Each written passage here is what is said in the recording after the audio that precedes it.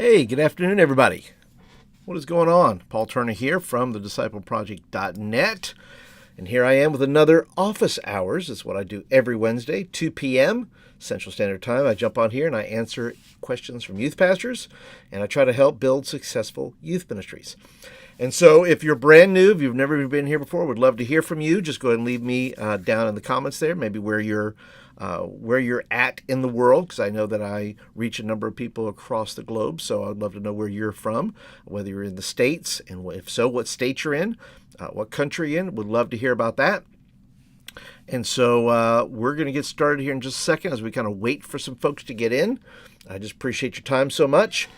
Tonight, just a little something about my youth group tonight. Tonight's our student-led night. So once a month, our students lead. I give them the permission and the wherewithal to say, hey, look, what do you guys want to do tonight? Do you guys want to, somebody want to do the game, somebody want to do the message, somebody wants to bring food, those kind of things. So I let them run the meeting, and then I just kind of hang out and I say, well, what's my job? What do I do? And then they give me an assignment if I need to have one. So they have not given me an assignment yet, so I'm just going to show up and enjoy what is presented. So I'm excited to see what they're going to talk about. I do know the game. Pretty sure I'm going to be getting slapped in the face with tortilla, because we're going to do the tortilla slap challenge. So that's going to happen. Excited about the message. One of our young ladies who has never shared in our group before is going to share tonight, so I'm super excited about that. Feel free to leave me what you are talking about in your youth group tonight. Would love to hear from that. I got my little water here today, and I am excited to answer your questions. If you have a question, by the way, leave it down. You can go ahead in the comments. You can put your question there. If you're watching this in the future, you are welcome to go ahead and put your question there in the comments or in the chat or something like that, and then I will get to it for sure for next week. So be sure to comment. And if you are not watching this on my YouTube channel, you're not a subscriber yet, would love to have you be a subscriber. Alrighty then. Well, I think we're ready to begin. I think we're into it. I think I am feeling it today. So let's see what we got today. Like I said, if you have a question, feel free to jump in and offer that, or commentary. I'll take some commentary as well. All right, so question number one. Question number one is brought to you today by my Would You Rather questions. 31 Would You Rather questions for Halloween. Now, if you are not engaged with your students, this is 31 days. I mean, actually, you get 50 questions, and then you're going to get 31 graphics. You're going to get Instagram graphics and TikTok graphics. So I'm set. I'm going to be engaging with people online. Really basic things like, hey, would you rather be a werewolf or a vampire? Super simple, right? You can use these as part of your small group. Just a few questions if you want. I've slides that you can actually do them as part of your youth meeting. If you just want to put them on the screen, I think I put 10 of them there. You can put more if you want. And I give you about 6 different ways you can use them. So if you want to do that, you can do that. And do that now. Another thing that I'm including in that is I'm also going to include which is scarier. Which is scarier. And these are Bible scariers. These are things like, which is scarier, 3 days in the belly of a whale or 40 days on Noah's Ark, right? Simple things like that. And so, or which is scarier, your youth pastor asking you to pray at the end of a meeting, or your youth pastor asking you to answer a question, right? Simple little things. They're just fun for the youth group, and you can do that. There'll be links down in the show notes. So if you would like that, like I said, a good size package, only $1.99. So if you're interested in that, this also, by the way, comes with questions. Also comes with questions, and it comes with 50 questions, and then it comes with graphics as well. So it comes with the Instagram graphics and the TikTok graphics. So you're welcome to grab those as well. All right, so let's move on to question number one then. Question number one. My high school kids are getting annoyed with my middle school kids. What do I do? Well, that's not uncommon.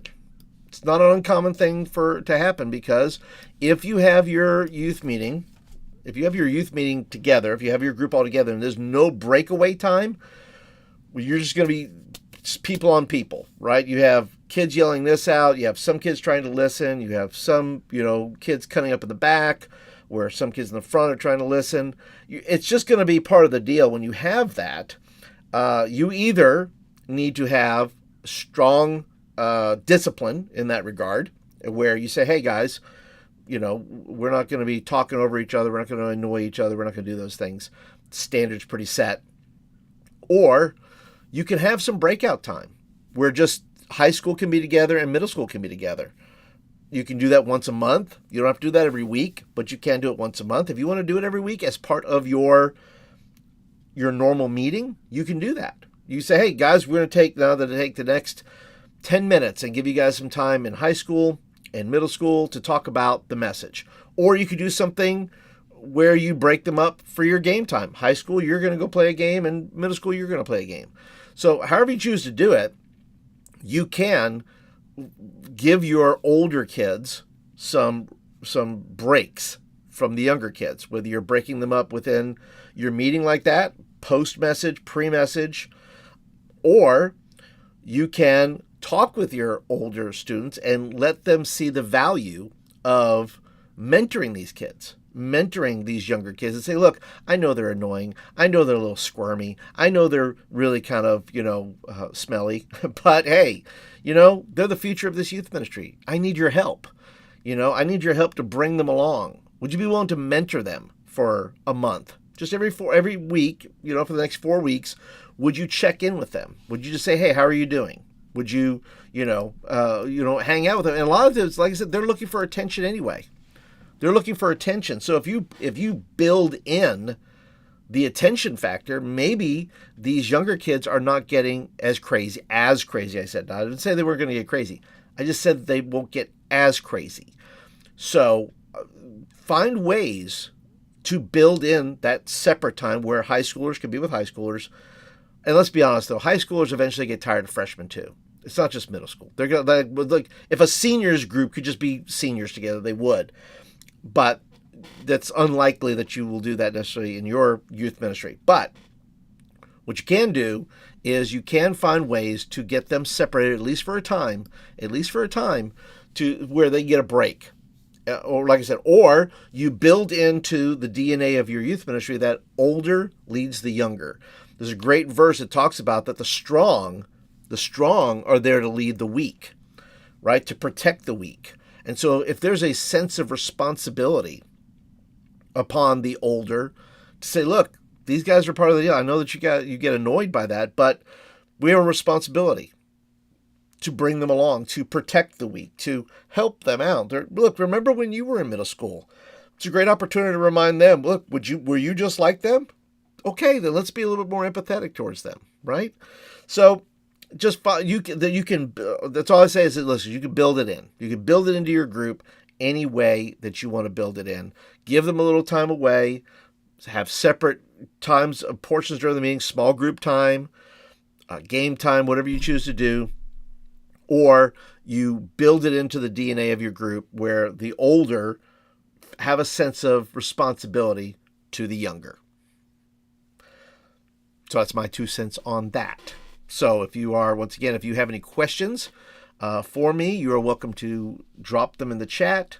I see a few people kind of hanging out and just kind of viewing. So welcome to you. Thank you for being here. You're welcome to comment if you'd like.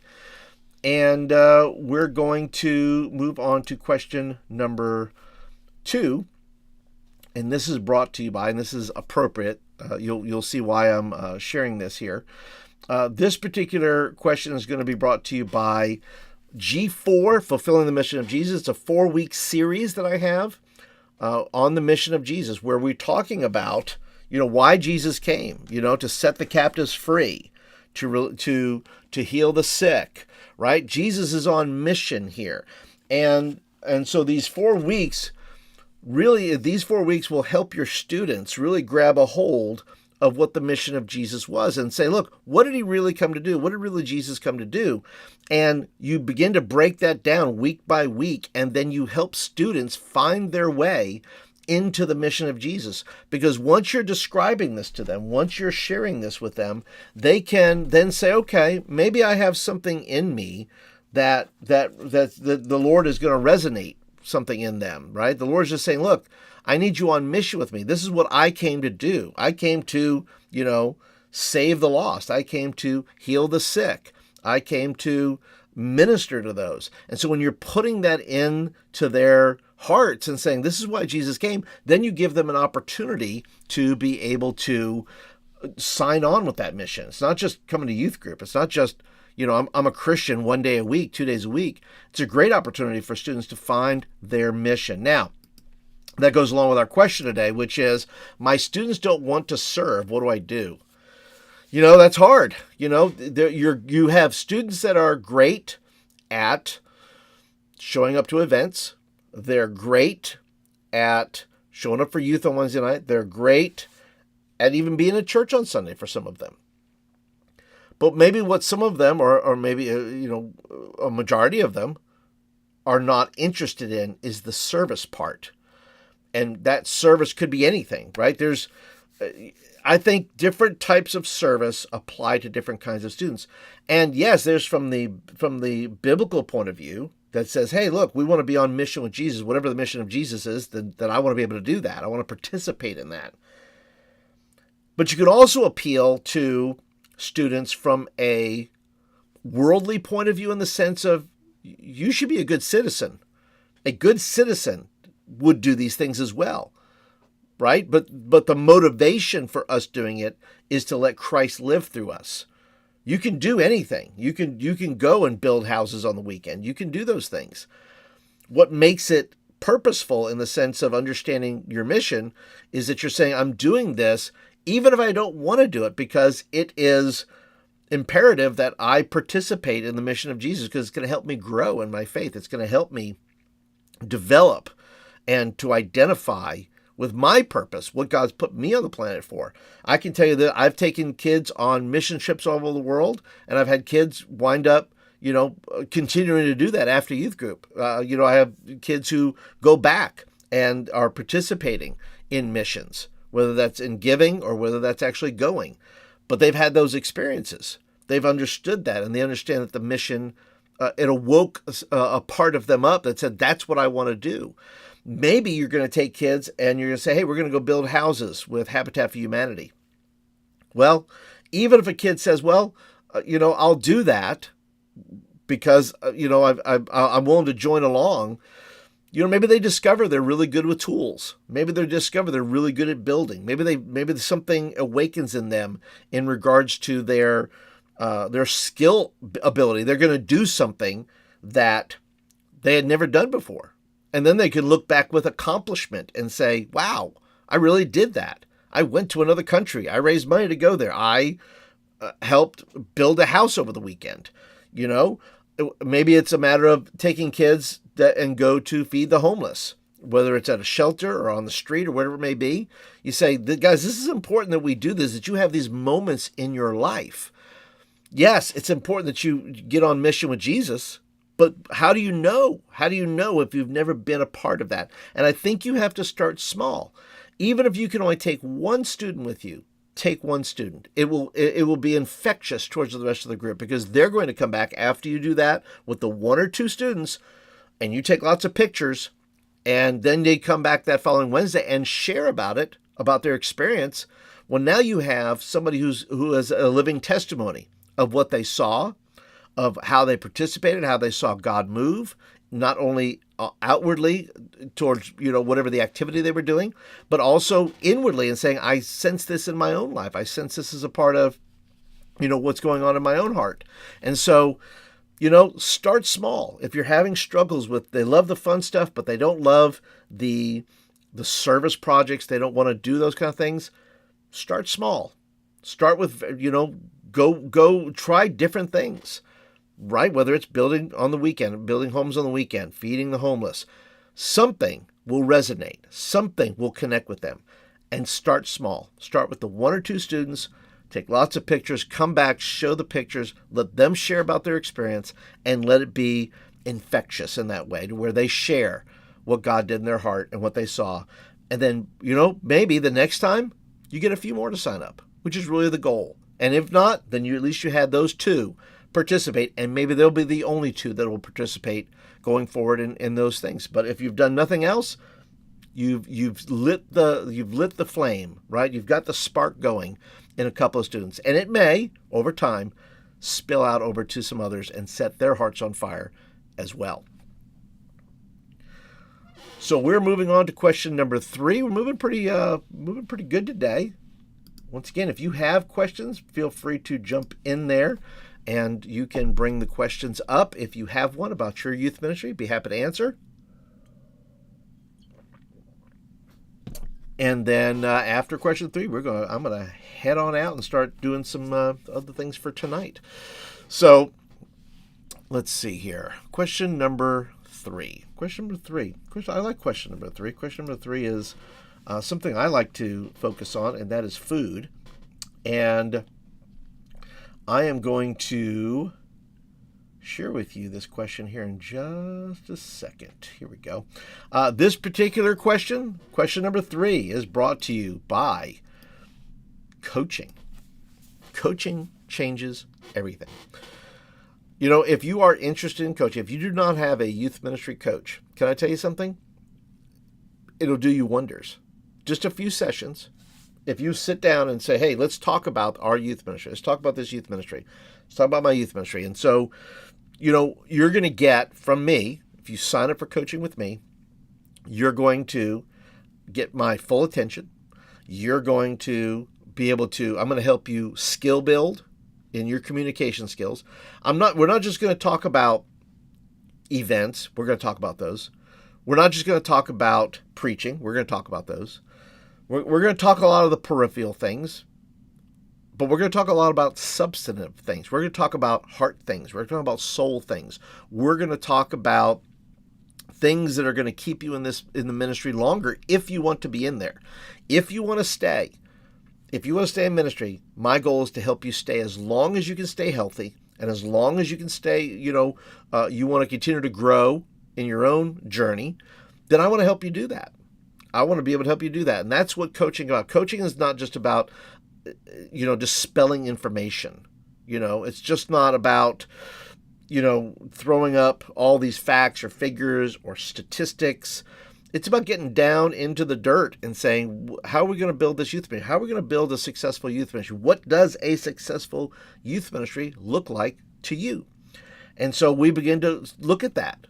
And we look at from the Bible, and we pray together, and we complain together, and sometimes it's a great place to come and vent.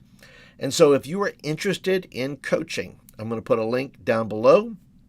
Find out for yourself. It's usually about a 3-month journey that we take together, because that's usually how long it takes for you to hear what's being said, and then you start to work on those things. So if you need help planning an outreach, I'll help you do that. If you need help planning, like you don't know how to put a message together, I'll help you do that. If you don't know how to deal with other staff members in your church, I'll help you do that. So that's my role. My role is to coach you, to help you build the ministry that God has put on your heart that you see within your context. It's not pitching my programs. It's about helping you discover what God's uniquely put on your heart for your church. And I want to help bring those things out. So if that is of interest to you, I will put links down below. You're always welcome to comment to get more information. If you have questions, be happy to answer them.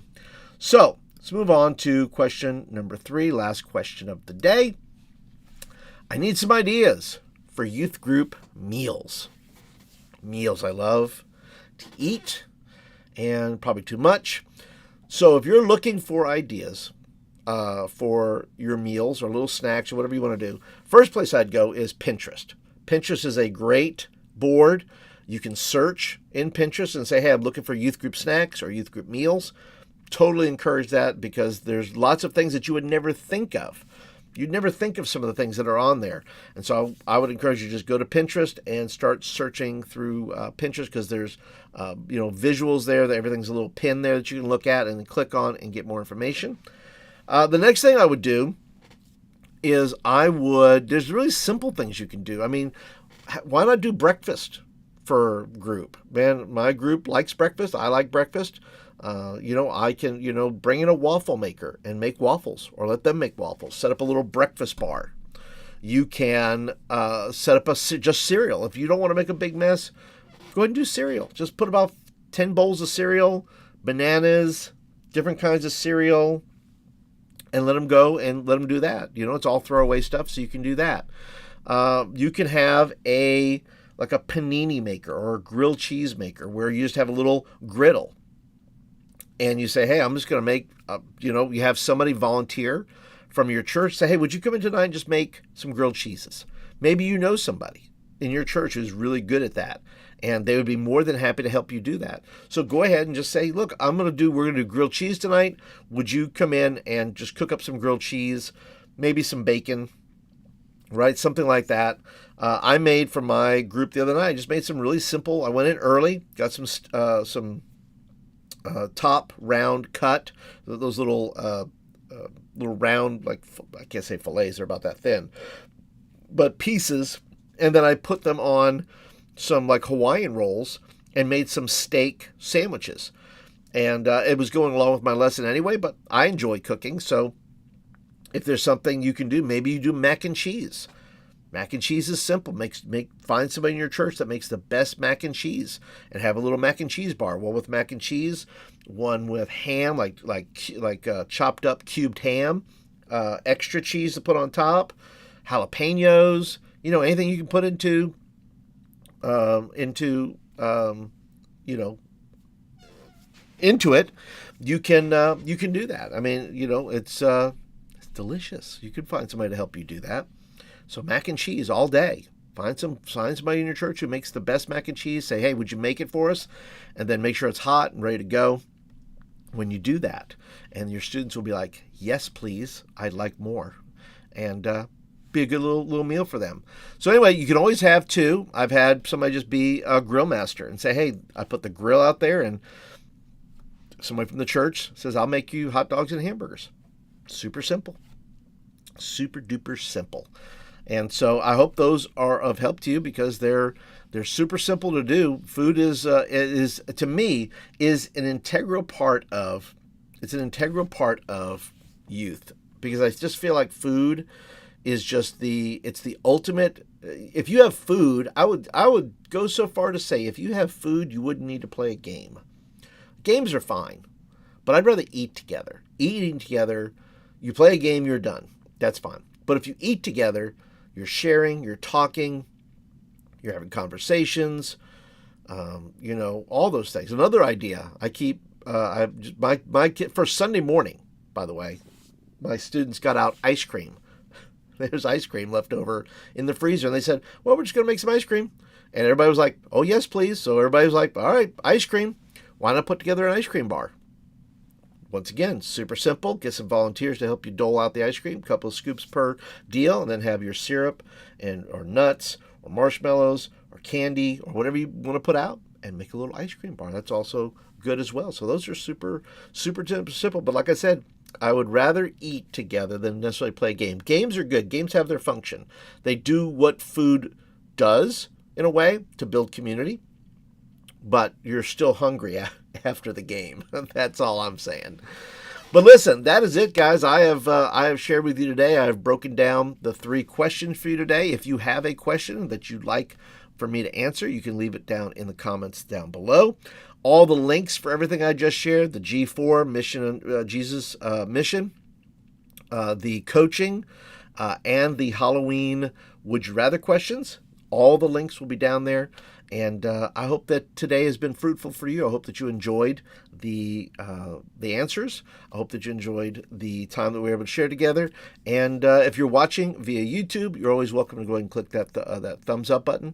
Let me know you like the video. And also, if you're not a subscriber, well, why not go ahead and subscribe? Because I'm here every Wednesday, 2 p.m. Central Standard Time, answering these questions. So, all right, guys. Well, that is it for today. Appreciate you guys hanging out with me today, and I will catch you guys next week. I hope you guys all have a great youth meeting tonight. We'll talk to you later. Have a great day, everybody.